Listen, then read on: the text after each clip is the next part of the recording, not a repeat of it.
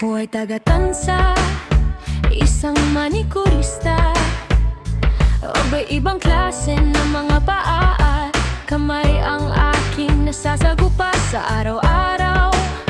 May manipis, may makapal ang ingrown at dry skin. Pero huwag mag-alala, lahat ay kayang-kaya alisin. Giginhawa ang inyong mga kuko. Gaano man katigas ang inyong mga dry skin, walang matitigas at makakapit na ingrown at dry skin. Sa matatalas na pusyet at niper at sa madiskartem manikurista.